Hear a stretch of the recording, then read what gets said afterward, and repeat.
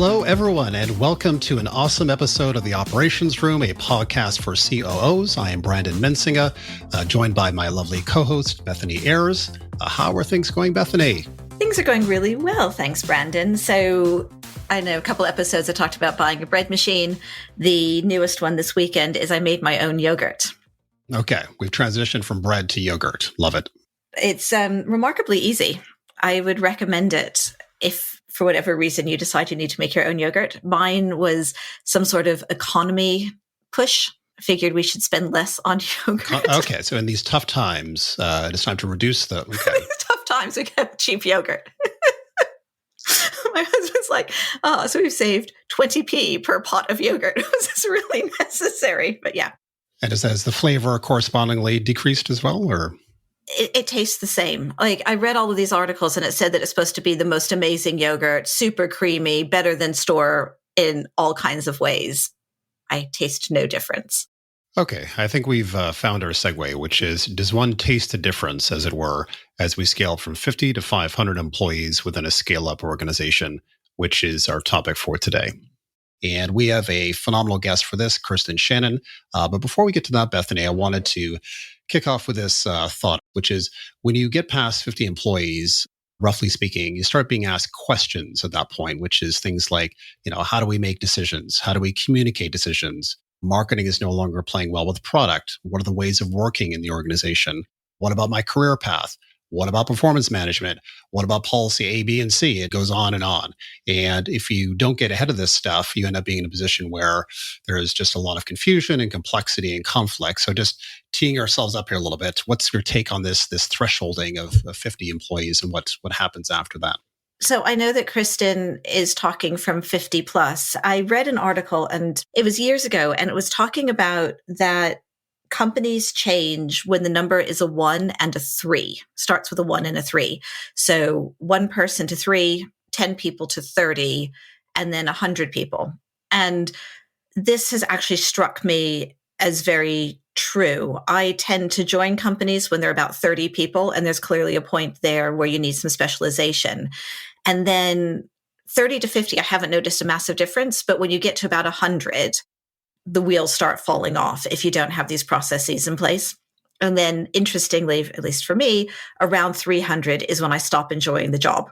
And I've always wondered if I stop enjoying it because it's 4 to 5 years in and I'm bored and overwhelmed and ready for a new challenge, or if there's actually something at 300 people where it becomes much more performative and less around knowing everybody in the organization. That is what I don't enjoy. So I kind of sometimes would like that challenge. I'd like to start in fresh pair of eyes at 300 and see if I enjoy it or not. Okay, that would be an interesting experiment. 300 folks, fresh eyes from Bethany, and seeing if you actually dig it at that point. So with that, I wanted to move on and talk about something else and get your thoughts on this, Bethany, which is, in my view, there are 3 core tenets to set up organizational scaling success, regardless of whether it's 50, 100, or 300 employees. And I want to walk these through with you and to see what you think. So the first one really is building a good structure and ways of working around the leadership team specifically. And in particular, what I think about here, which is incredibly important on the ways of working side, is this idea of trust within the leadership team. Because I feel like each individual functional leader needs to be in a position to share concerns that they're having with their function, share concerns they're having with other functions within the business, and doing so in a way where they clearly feel the other team members have their back and will support them, and will have a constructive, good, healthy conversation to really think through those challenges in a positive way. And what you don't want to have happen is for that functional leader to back away from that, or shy away from that, or obfuscate, or position, or what have you. And this topic of trust within a leadership team, I feel, is very applicable in terms of, regardless of the scaling size, is just a core tenet of success. And I'm just wondering what you think about this. It's challenging. It's not just challenging because you need to build trust within the organization or within the management team, but also you tend to have everybody being a specialist. And so they feel like they feel personally responsible for what their team does. And then there's also a certain amount of like, don't step on my shoes. This is my patch. And can anybody actually help me? So it's not just around building trust, but there's also a lot of needing to let go of ego so that you can listen not feel threatened and realize that you're in a room full of bright people who might actually be able to help you. But the work is both the leader of the group's work to create a level of trust. And there's also work of every individual there to leave their ego at the door. Yeah. No, that makes a lot of sense.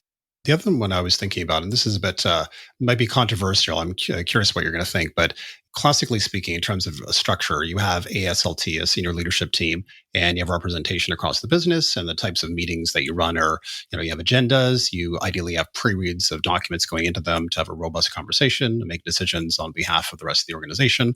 That's perfectly fine, and that's a bit of a staple in all companies. What I've tended to find is that having a informal chat with a couple members of that SLT, usually the C-suite individuals, on a weekly basis where you're out of the company, you're having coffee, it's informal, there's no agendas, and you as a C-suite team, which is, roughly, it depends on the size of the organization, but you might have 2, 3, 4 people that you're talking to, and really just having this organic conversation around concerns that you're having or wild thoughts that you're having around the business and so on. And I find that organic conversation on a weekly basis with a very small subset to just think about stuff is incredibly useful and really helps inform your thinking around the company in really very useful ways, in ways that I don't get from an SLT meeting. And I'm just curious what you think. I had that type of experience at New Voice Media because we were in the office probably 2 to 3 days a week altogether. And so it wasn't a formal time, but it happened. So it wasn't actually set and premeditated, but it would happen quite often where when we happened to be together, you could have those informal conversations. And I agree with you. There was like some of the best work and thinking and progress was made in those. At peak, we never really managed it because we had such a dispersed team that you couldn't actually all go out for coffee once a week or do something informal. And I just think in Zoom, it's hard to replicate. And so I wonder in this new world of hybrid working and people being distributed, can you replicate it over Zoom? Is there some other way of doing it? Or is there something about actually being together in person? It's very difficult, I think, to replicate that in a Zoom environment. And to your point, I feel like I'm not sure how to say this exactly, but like the feeling and emotion that one has when you're face to face, when you actually have legit concerns around, your role or your function or something that's happening in the business where you're not quite sure how to say it to the CEO. But in this format, it somehow becomes doable or easier because you're having this bit of a back and forth and feeling each other out. And I think that face to face part of it really helps make that happen in a way that you can't replicate on Zoom. Might just be a sign of our age. It could be that. It could be that too. The last point that I wanted to make was, or more of a question, I guess. I've always found it very useful for SLT members that don't have experience in the phase that you're in. So let's say you're in a Series B round, X amount of size of a company. They haven't done that before, to really give them access to outside coaching and counsel with someone that has been there and done that to help inform their thinking. And I've seen SLT members be radically successful where they haven't been a part of that phase before because they're very talented individuals. They have a growth mindset and they can think through what needs to be done. But having that coach to really back them up really helps them as a marketer, as an example, to think through more finitely in the marketing function. What is it they need to be thinking about as they grow into that next phase? So I'm curious, maybe more broadly, just about this question of, do you need experience in the phase to be successful? And if not, well, why not? So this is really interesting. I guess to answer the first part of your question, do you need experience in the phase to be successful? No. Will it take you a lot longer and will you make a lot more mistakes? And could you have done it better without some outside experience? Yes. So I think that you can do it. You just might not be the most efficient way. We're having a guest come on in a couple of weeks, Pete Crosby, and I had a chat with him when we were both CROs. And what he did at his company at the time was everybody on the SLT had to have a mentor who was 18 months ahead of them. And it was their responsibility to source a mentor, see them regularly, and learn. And basically, what should we do now that you wish in hindsight you had done? And so then they actually had part of their SLT meeting monthly was everybody getting together and sharing what they learned from their coaches. And he said it really shortened the mistakes, made them think about now things that people were feeling pain of in the future. And so, yeah, I think that's an awesome idea and something that companies can definitely use. All right, then I think we can wrap here. And with that, we will transition over to our interview with Kristen Shannon.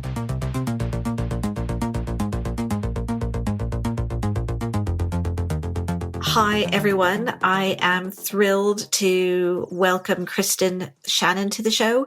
Kristen is an expert operator and has been COO at multiple high growth companies. In one of her roles, she actually hired 800 people in a single year. Like, the hiring of 800 people is pretty impressive. The idea of onboarding and retaining that many, I just can't even imagine. Kristen is now CEO at Highliner. Highliner is a consultancy that helps high growth businesses that have just raised their Series A or B or large chunk of money scale effectively. She is sharing her wealth of expertise and knowledge with them. Welcome to the show, Kristen. Thanks for having me. I'm excited to be here. I had an original question, which was basically, what's the difference between Series A and all the rest in terms of scaling?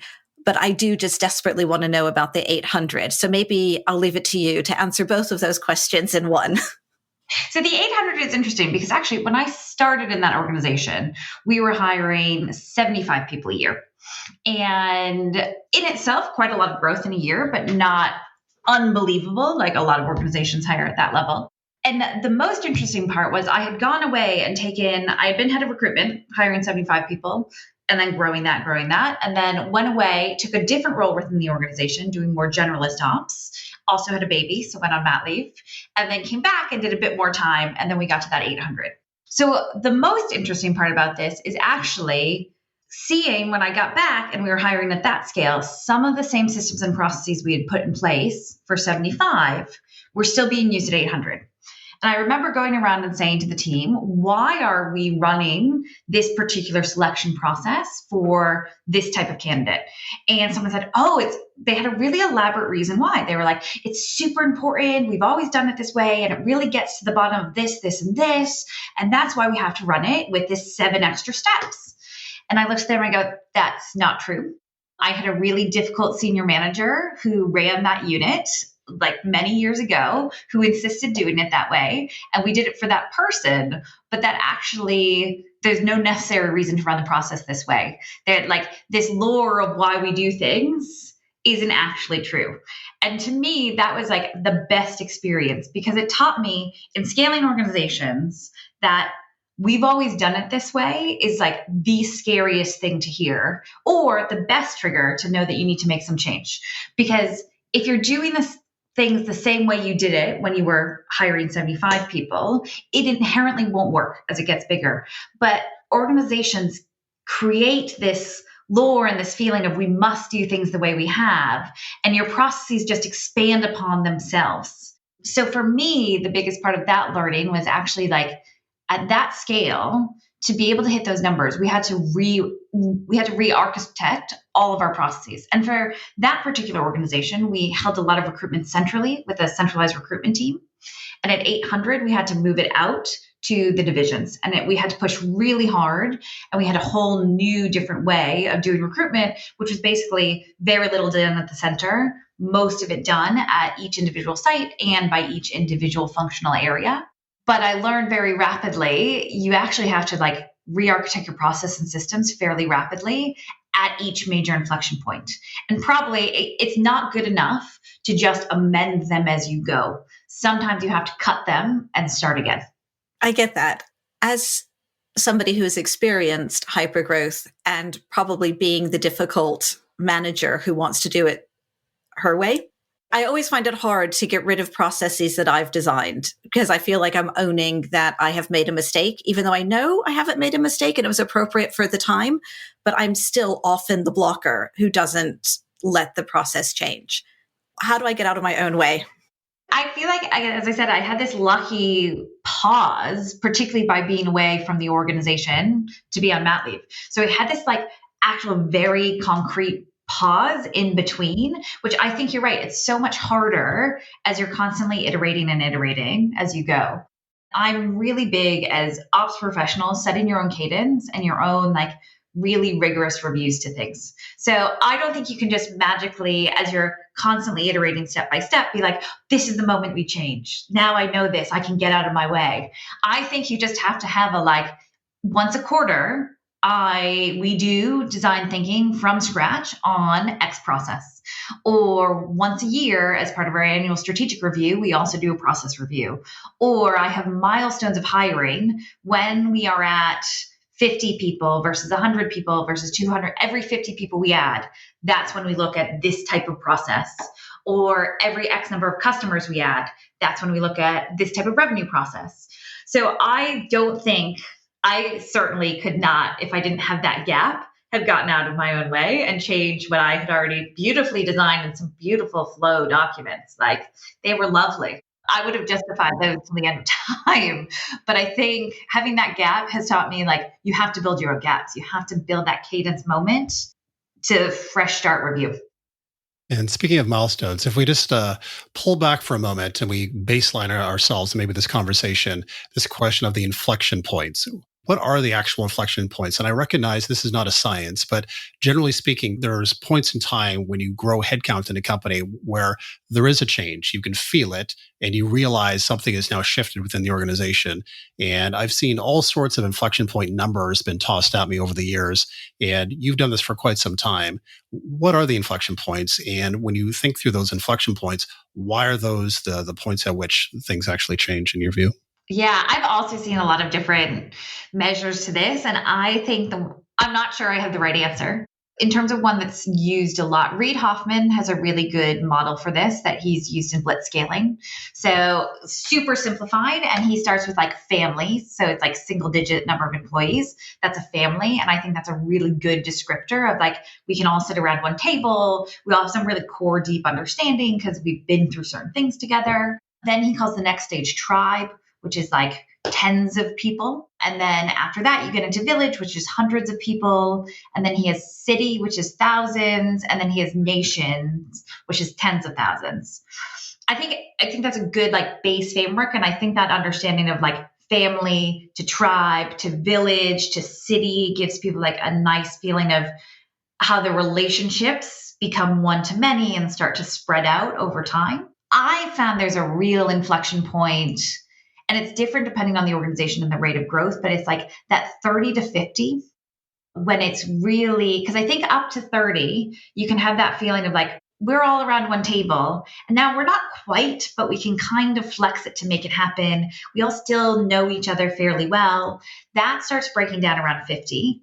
And I think you start putting in certain like small organization processes in place to like soothe some of that communications pain usually.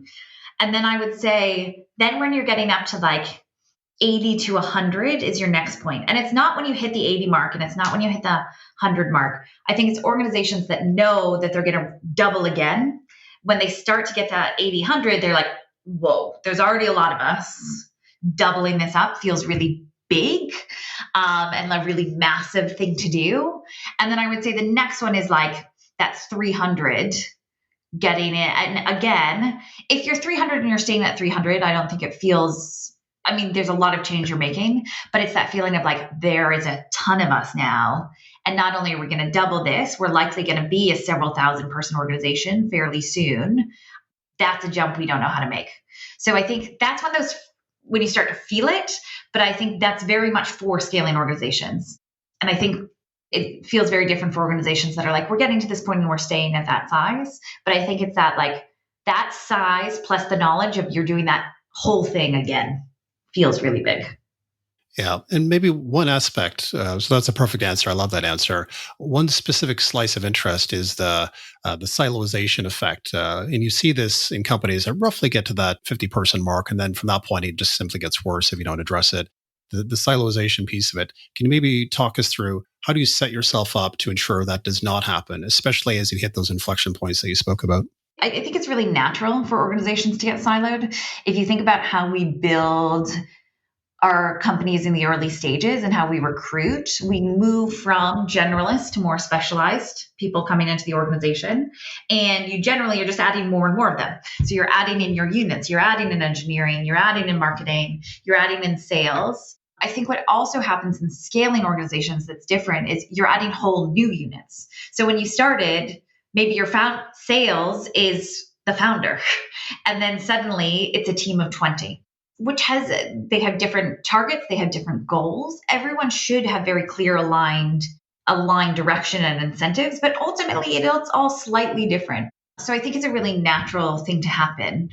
But therefore, because it's so natural, you have to fight really hard against it. And I think of it in two ways you fight against it.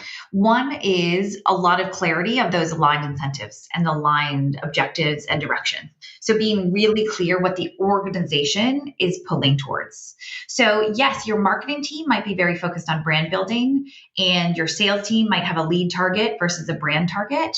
But above that, everyone should be really clear about how those two different things are feeding together into your overall revenue targets, your overall presence targets, all those things. What is the priority for the company should be really clear. So I think having the what we're all doing and the direction is really important and really hard. And I bet we'll talk about OKRs at some point related to this, because lots of people love to talk about OKRs. The other thing is what at Highliner we call ways of working. So this is how we break down operations. So a lot of people think of operations as systems and process, which is one of our 5 ways of working, but we also think of, so it's systems and process, tools, roles and responsibilities, cadence, and mechanisms, which are like the informal habits of the business. And I think being very intentional about your organizational cadence, being very intentional about roles and responsibilities particularly. And by roles and responsibilities, I don't just mean here's a job description for every person when they start. What I really mean is in a constantly shifting environment, how do we talk about what our role is both at a company level, and then how do we also talk about what our role is project by project? So simple things like RACI, or even if it's just what is our informal and codified language that we always use when we are talking about new projects and setting new things up. So I actually think the biggest things are not your tools, not your systems and process, but it is your roles and responsibilities and your cadence and your informal habits, those shared language and mechanisms. And then tools and systems and process should support those things.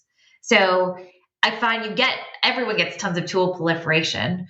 In every I know another COO at a post C, quite far along company. And we were talking and she was like, I have 1,000 SaaS tools. I don't even know what to do with all of these.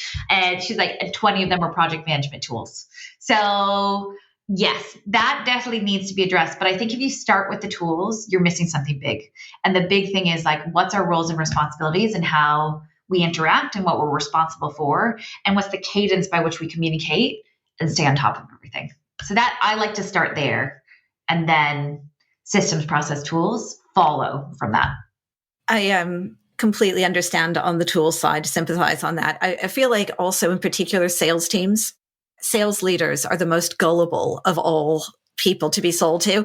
I don't know how. They're you should be the most cynical. You should be the ones that you don't, but they're oh no, this reporting tool is going to mean that I absolutely hit forecast every time. And this tool is going to be, and then they don't use any of them because they actually still have to do the cadence that's boring in order to make the tools work. Anyhow, it's my little side note on completely agree with you on the tools. Bethany, have you used Gong? I do know Gong, yeah. I think that's an interesting tool. If you think it's going to replace your coaching and training of your sales team, that's a terrible use of that tool. However, if it enhances really good and meaningful, I've seen it used in organizations where they really helpful in a cornerstone to improve coaching. That's great. But yeah, it can't coach for you. It can give you information to help you coach. And it can't be your first step towards coaching. So if you have no coaching cadence, if you have no coaching culture and scale, and then suddenly you're no, Gong's going to fix it all. It's not. It's just going to be another tool. Whereas you need it to be, now we can do coaching better. Kind of back to one of the first things you said around key roles to hire at scale, because that just piqued my interest and I'd love to talk about it. I'll just give you a little background on my own experience. So I basically find that around 300, 350 people, I lose pleasure in working. And I don't know if that's just because it's like the 5-year mark and I'm tired and it just happens to also be that many people. So this part of me would love to like start at 300 when I have loads of energy and see if I really like it. But then there's another part that feels like you end up spending a tremendous amount of time being a minor celebrity and having to watch exactly what you say, which I really don't like. Like, I just like to say what I want to say. One of the roles that we ended up hiring for was an internal comms person. She's the most amazing human in the world anyhow, but then also like it just took so much off senior leadership's plate. So I'm going to say maybe hiring an internal comms is a key hire, but what are some of those other hires that you're just like, oh my God, how do we survive without it? And at what stage do we hire them? I'm going to be biased, but you two are both going to agree with my bias, so it's fine. I think like companies that don't have COOs yet, I'm like always very anxious about. I mean, we work with them a lot, but to me, and it's not even the title of COO. When I look at the composition of a leadership team at that scale, I don't know if you both read the book, probably Rocket Fuel. Really, I think it's a really good operator's book. And I think it describes it very well. This like the visionary versus the integrators, like the people that pull things together.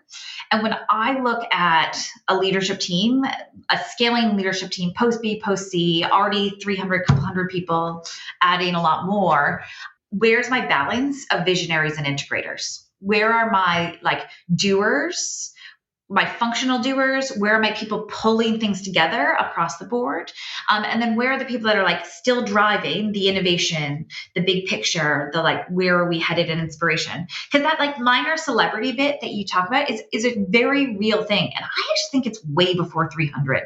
I think for CEOs, like at 10 people, there's this like CEO aura that starts building around them that I think can be very weird and hard for a lot of CEOs to like even realize has happened, that the meaning of what they say. I think it started extending to other execs as you get bigger and bigger.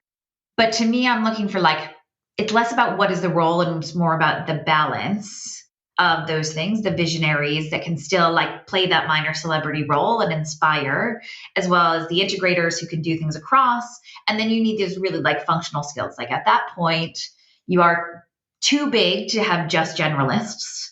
So you do need people that need a certain type of expertise. And that I think is very much more organizational dependent. So like a fintech at that scale, you'd be thinking that they have a lot more people with banking backgrounds. However, I do know a lot of scaled fintechs who have really struggled with this, where they hit a certain size and they're like, oh, we need banking execs. And so they go and hire a bunch of banking execs. And their whole thing was that they were like neobanks. They were counter to being banks. And their organization and culture was built around the opposite of that. So if you then suddenly just are like, I'll just like drop them in and it will all be fine. It won't be. And I think that's why this like 300 stage is so interesting, because you're starting to bring in a lot of leadership from maybe external places, maybe functional experts, but you haven't always thought about like, how do I actually bring them into this organization? Like, how do they need to change and how do we need to change to make this team actually work together? So I think actually at that stage, being super intentional about your exec onboarding is really, really important. So it's less about like, you should have that person in the role, or this role should be covered. It's more about like, how are you finding your gaps and then bringing people in to fill it in a way that doesn't feel like that the organization doesn't do like organ rejection to them. Because I think that's a very common thing to happen at that stage. And then maybe to double click on Bethany's comment, the mini celebrity factor, and probably the more important bit, I suppose, is people really reading a lot into what you say, misinterpreting what you say, the cues and behaviors that you demonstrate in the office. It all gets, you're being watched. And it's very easy for things to be interpreted in ways that are not helpful. Perhaps, the product leader has said this and the engineering leader has said that. And both actually were trying to say the same thing, but it's interpreted as being different. And therefore, the teams on the ground are then at that point, there's a bit of a back and forth. How do you avoid all of that? What's the best way to approach this? Yeah, I love the idea of the internal comms person, because again, that's like a functional expert that can help you share, can help you understand how you are communicating with people. And I think even if you don't have that role, that expertise is really useful. So getting people in to I think just having open and honest discussions about this. I think this is something about being an exec in a larger organization that people don't expect, and they kind of live the pain before they realize it. When we should just talk about it more. We should just be like, this is part of being in this role and you need to prepare for it. So I think it's something like through having like experts, but also just having that open conversation around it as a team. I think this is a place where coaches can be super helpful because it is just such a personal and odd experience and can be really difficult when you're like, why are people assuming these negative things, or why are they assuming these positive? Like both sides of it can personally feel very odd. So I think coaching can be really, really helpful for execs at this stage. So I would say, yeah, my biggest tips on this is like coaching and mentoring plus open and honest discussions as a leadership team about where and how this is happening. And then that gives you the tools to have more direct and honest conversations with your team. And it makes you more aware of what you're showing and what you're saying to the team. Very simply, what we say for our founders at every stage is we have very clear processes and shared language around like Slack use and framing on Slack. So I think like the easiest, most simple, like non-stressful example of this is the founder who puts like, hey, I read this article up on Slack.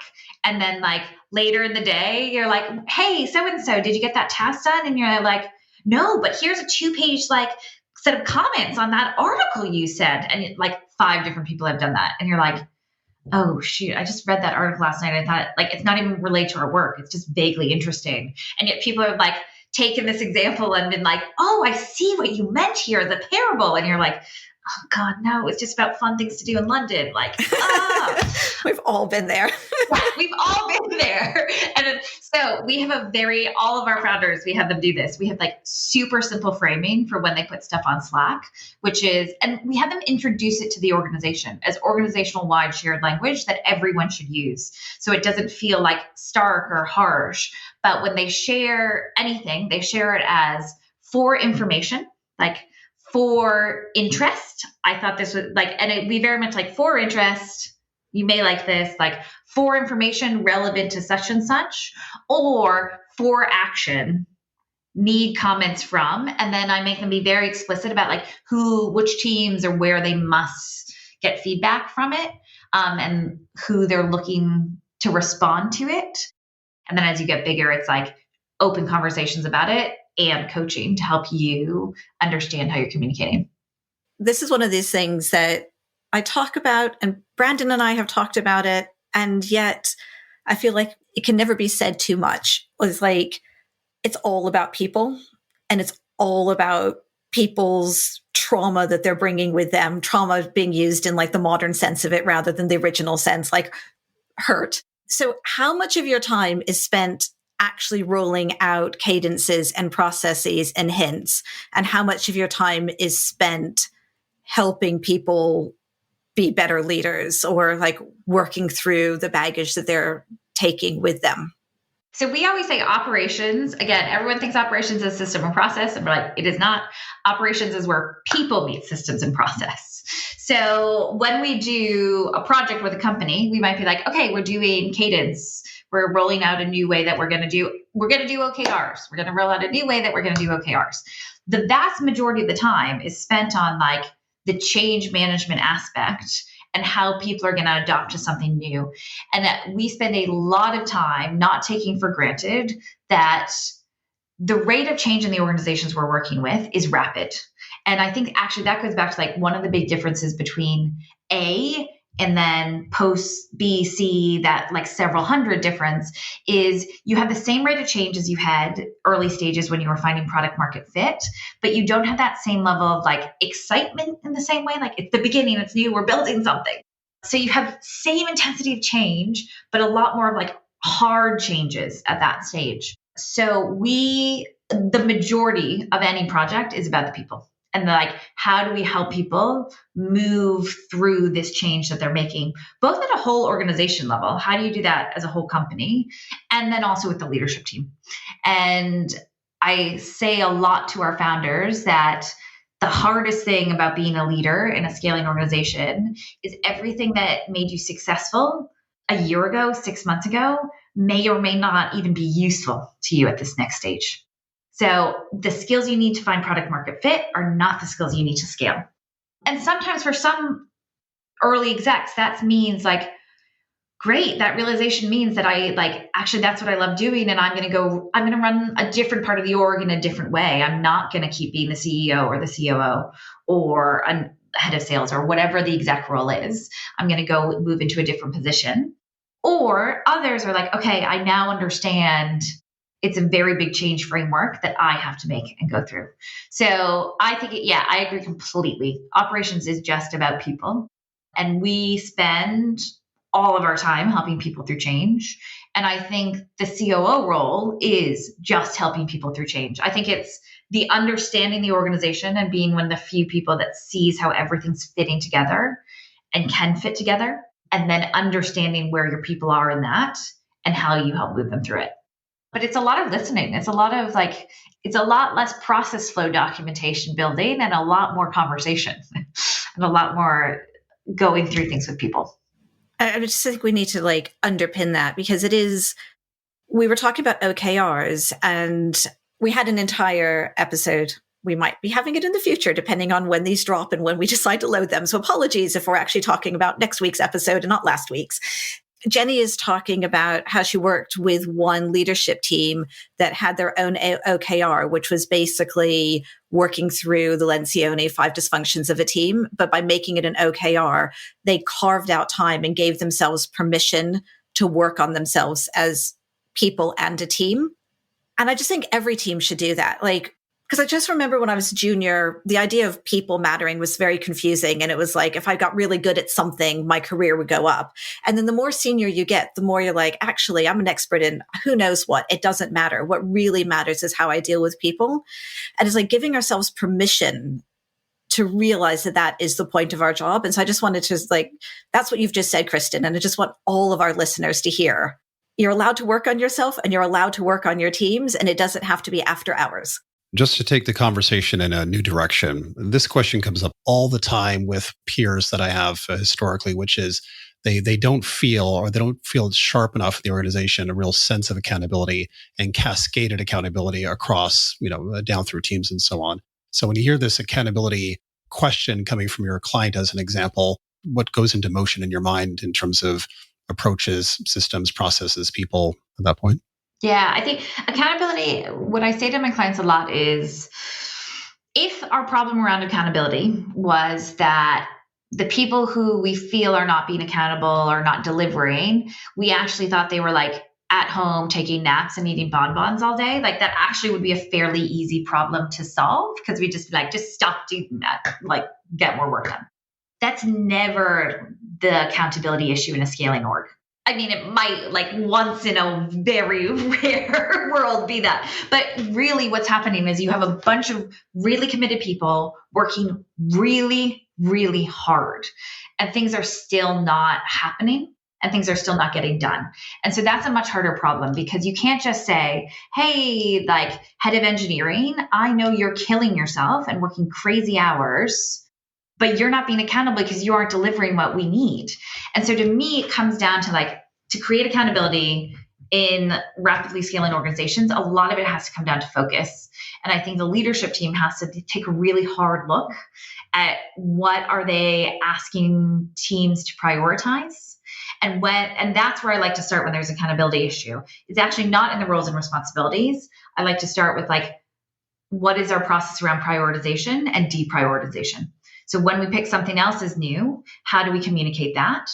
And then we go into roles and responsibilities. So having clear understanding about who is responsible for what, and having I know it's old school. This is not brand new to have RACI or to have there was multiple similar frameworks, and rapid, RACI, you can pick any of them. But I do think there's something about creating a shared language project by project that you use about who actually is the person that is going to drive this forward, be responsible? Is there a different person that's the decision maker? Who else do we need to bring into the loop on this? And therefore, what dependencies have I created to create problems? But I think a lot of it before all of that comes down to what are we prioritizing? What is our process around prioritization? and helping the organization focus. And if we feel we're really tight on that, and we're really tight on who is responsible for each thing, and then we're still not delivering, actually, it's an easier problem. That's a management problem to solve. That is helping individual managers work with individuals to find out what their individual blockers are. But usually it's actually a bigger if you start there, then you'll find that each individual is like, I am working really hard. I did this and this and this instead. Did you not want me to? So I think it's about focus and then mechanisms around fluid roles and responsibilities. And either rapid or racy works quite well for those. Okay, so if we had maybe one example to throw into the mix here, and this is maybe a bit of a segue into OKRs, we think about the OKR check-ins that companies do. So as an example, you check in once a month with leadership being there with the wider team or the squad to talk about their particular objective and sets of results and where they're at for the month and what that progress looks like a little bit. That forum by which you have that has a whole bunch of folks involved in terms of the meeting itself. What is the purpose of that meeting, as an example, in this case of accountability? Should you be holding that team to account in that progress review, or does that happen elsewhere? And if it does happen there, what's the way in which you would approach that, do you think? Yeah, I think it does happen there.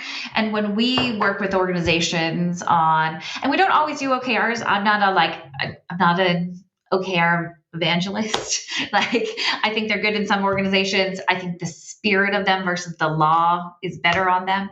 But when we talk about, and again, you go back to it's all about people. It's not just about the process. We actually spend a good amount of time with the leader who's going to be running that meeting. And we talk about how do you question effectively in this meeting? How do you hold people to account and really dig into the reasons why things weren't done? And I think getting into that retro piece of why were things not, we thought we were going to be here and we're not there, digging into that. And then I think if you do that in a collegial way and everyone is used to doing that and peers can do that of each other, especially if the answer isn't always going to be I didn't do it because I was eating bonbons and napping. The answer was there were going to be real blockers, then that I think helps create the space to have that accountability and say those things. And then the second part of that though, this is from Amazon. So Amazon has this really strong cultural value around good intentions don't solve problems, but mechanisms do. This is where we took mechanisms from, is from Amazon. And so it's so what are we putting in place to solve for this next time? So if you're doing that, going through your OKRs and actually they're not being hit because the blocker was actually we were pulled by this other team because this other team needed that. Are you going to accept that's how it goes? Or are you going to put in something different? Are you going to change that two members of the engineering team spend more time on CS? Or we're going to hire more engineers to be third line support because the customer support team doesn't need it, needs more help. Or we need to hire a different type of customer support person. Or the sales team actually shouldn't be putting requests like that right to engineering. They should be going through the customer success team. What's our process and mechanism? What's our formal thing that we're going to put in place to help them do that? So I think we've all been in those OKR meetings where it's oh, we didn't make it. We didn't come close. And I know OKRs are supposed to be stretched, so you don't make them 100% hit them anyways. But I still think that interrogation of what are our blockers, and then solutions and mechanisms, and actively putting those in place and actively taking that org learning has to be core to that. But again, that comes a lot down to the strength of the leader running the meeting. And that is a very that's a difficult meeting to run, I think, and run well. It is. I think that one of the tricks to that is separating the person from the activity. So it's not you're eating bonbons, therefore you're lazy. It's more, what are the blockers? Why is the system falling apart? What was it that meant that you couldn't do what you were intending to do? And that just takes some of the sting out and chills everyone out. And people are slightly less defensive. But as a leader, you need to be pointing it out and framing it in that way. Unless, of course, they are eating bonbons. But to your point, then it's a lot easier to solve that problem. And that's a management problem, and you solve that separately. And so that actually, if you know that's the problem, that you don't do in that meeting. that is a separate, like, that's a one, again, I am big on like, you don't reprimand publicly. But again, I just think it's so rarely the case that that's the problem. It's almost always like people not having what they needed or pulled in multiple priorities. Absolutely. So, Kristen, unfortunately, we're running out of time and we all have hard stops coming up. So, two questions. I'm going to tell you both now so that we can just kind of aim for our timing. The one is, you're amazing. You know so much. You're a great expert. If people want to work with you, how do they get in touch? And are there any resources for people who want to learn from you that you can share? And then the final question is, if our listeners are just going to take one thing away from today's discussion, what is that one thing they should know? So if people want to get in touch with us, they can email me directly at kristen@highlinertechnology.com. They can go on our website, highlinertechnology.com, and find us there. I am always keen to talk to other ops people and to other founders. I think whether we end up working with people formally or just for an informal coffee, everyone please reach out. I'm always keen to talk to people. We also, in terms of kind of information that could be helpful, if you follow us on LinkedIn, we put content out as everyone does, but also we run a bunch of workshops with different people and on different operations topics. So we open those up to the kind of wider community. So we're always happy to have people join those. So if you follow us on our LinkedIn, on Highliner on LinkedIn, then that is an easy place to find that. And my absolute biggest takeaway is still like, I think one that we all agree with so firmly, which is operations is about where people meet systems and process, not about systems and process. Like, it is really about the people and about how you help people go through the rapid change that is the high growth organizations we all work in. And that's how you can make your organization successful. That's how you make your culture successful. That's everything stems from like, how are you helping your people go through that rapid change? Perfect. I think my takeaway from today is all about bonbons and perhaps finding a bonbon to have as a snack at some point later today. I was also thinking that. I was like, oh, could I start eating more bonbons and napping? That sounds like, now that I mentioned it, it does sound like a good idea. I can imagine a blog at some point, Kristen, around bonbons and accountability or something like that. I don't quite know. But Kristen Shannon, thank you very much. That was wonderful, amazing conversation. And if you like what you hear on the Operations Room, please subscribe or leave us a comment. And we will see you next week.